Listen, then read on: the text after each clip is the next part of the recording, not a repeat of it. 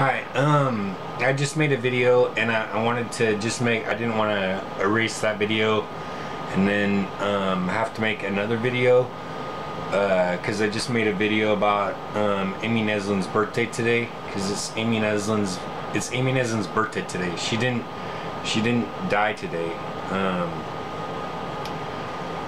That's June 25th, I believe, is that anniversary. But it's her birthday today. December 1st is Amy Nesland's birthday. Amy Nesland has been gone since 2005, but I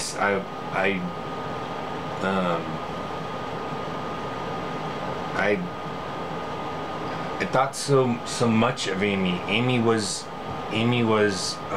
such a wonderful cousin, just a wonderful person. She was always so happy and she was always so full of joy, and she always made me feel so good. You know, she was so funny and just so full of life, and I didn't believe her when she used to tell me all the time that her family was going to kill her. I didn't completely believe her. And then I heard her parents talking. I was at their beach house in Gig Harbor, and I was downstairs talking with Amy, right? Amy had told me that her parents planned on killing her, that she heard her parents, you know, the first time that day. She had told me, no, it's not that day.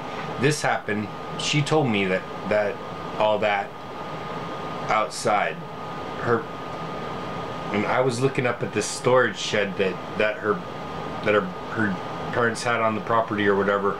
I was looking up at the storage shed, and Amy was telling me about her family planning on killing her. And I mean, I didn't know if I really believed it, and I just thought, God, you know. And then I was inside their beach house one time talking with Amy, and I could hear her parents talking upstairs, and her parents were talking about killing her. I couldn't believe it. And Amy was telling me all these stories about seances and ritual killings and killings that had happened in their steam room in Kent, and all these killings that had happened on plots on the peninsula. It was basically always on the peninsula, other than the stuff that happened to Amy's house. But Amy said that there was always a body buried within 100 yards of her parents' house. There's a body buried, or there's a body on display somewhere, actually, or something like that, where other Satan worshippers would know. That's what Amy told me, that within 100 yards of their houses there was always a body, a dead body. I'm dead serious. This sounds all freaky and weird and everything, but the stuff Amy was telling me, I mean, it was so far out of the norm or whatever. I didn't really believe her and everything. And then they killed her when I was in jail. I mean, I was serving 2 months in jail or whatever, and they killed her. I mean, my parents had to come into the jail and tell me, and when my parents came in and told me that, right after I left the visiting room, I went straight to the guard tower, you know, the guard station in the Tacoma County Jail, in Pierce County Jail. I went straight to the guard station and I said, my aunt and uncle killed my cousin. She told me they were going to do it. She told me every time she saw me they were going to do it. You know,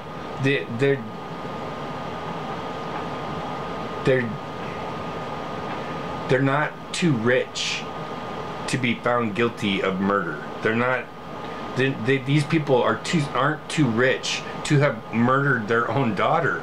I mean, she told me every time she saw me, Amy told me that she'd heard her parents talking about it. I heard her parents talking about it. That's what seals the deal, because I heard her parents talking about it.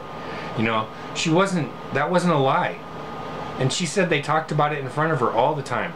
And the rest of her family knew, and they were all involved. They paid for it. The kids paid for Amy to be killed. The parents didn't even pay. They didn't contribute. According to the person that called me and told me that Amy's sister paid the guy off that morning, the morning that Amy was killed. I was told that Amy's sister Kim paid that guy off that day by an anonymous caller that I know I can believe.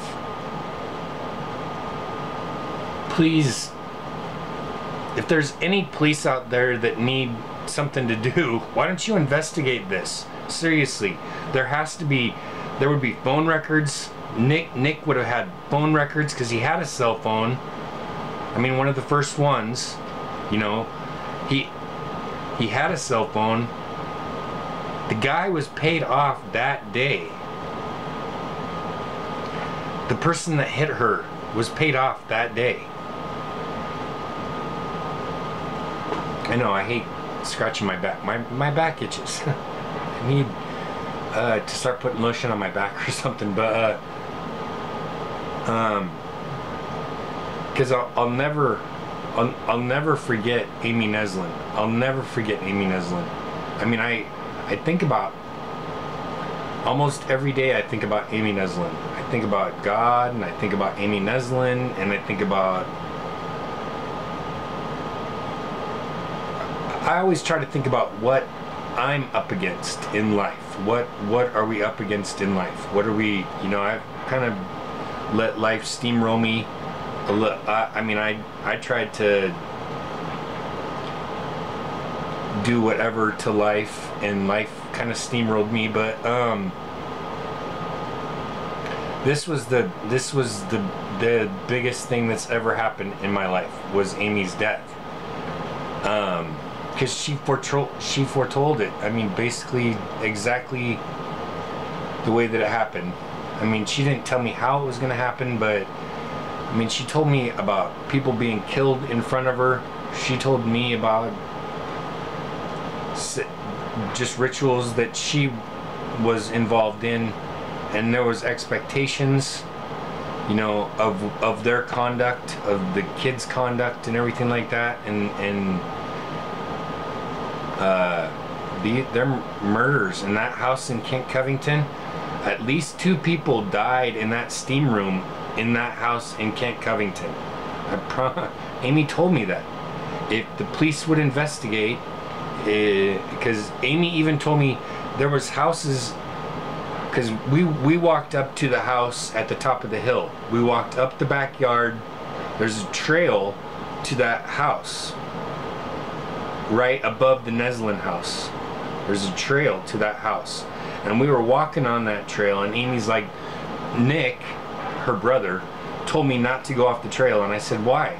And she said that her brother Nick told her that she'd find a body. And I mean, one time I was the only time I ever went in their treehouse in Kent Covington. Amy told me that Nick kills people in here. As soon as she told me that, I left. I got up and never went back. Never went back in that treehouse. Because Amy told me that Nick kills people in here, and I just thought I would be a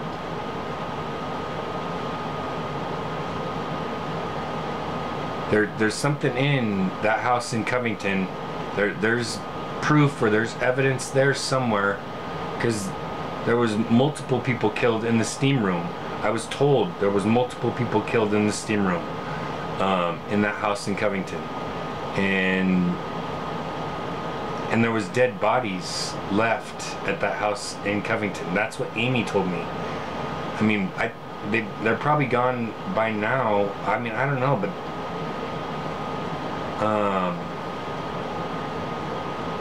there has to be some way to prove, because I'd like to send them to prison. I'd like to send them all to prison for 20 to life at least. They killed my favorite person in the entire world. They killed her, and she told me they were going to, and there's nothing I could do to protect her, and I knew that. They were too rich. They're too rich.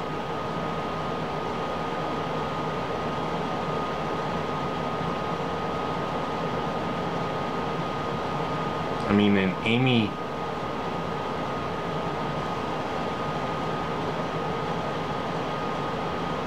was really looking to me for, I don't know, protection or something, and I just couldn't, there was nothing I could do. I didn't know what to do.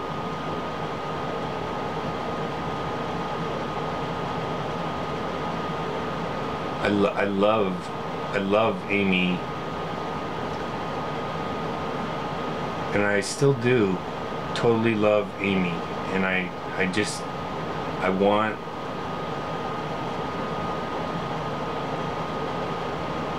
to give her peace,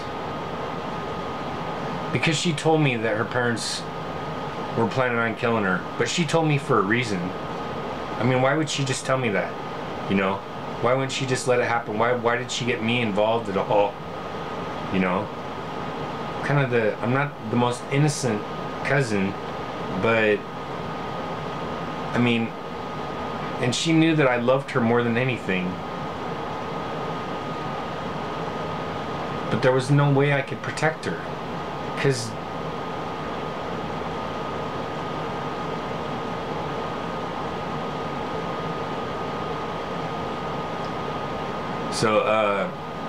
yeah. Just remember, if you have to deal with the Neslands, they're murderers. Well, I'm Brent Waller. This is December 1st, Amy Nesland's birthday. This was a remake because Amy didn't die today. Amy was born today, but I just wanted to correct that. And tell everyone to have a good day, and hopefully the police can start investigating this. I mean, it's kind of getting to be an old crime now. I mean, it's 12 years old. Well, it's 11 and a half years old. So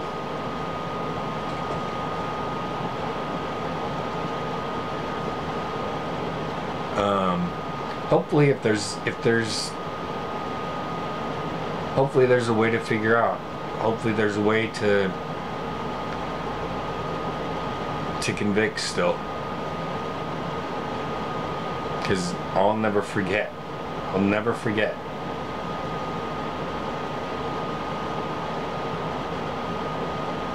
So have a good day, and yeah, peace be with you.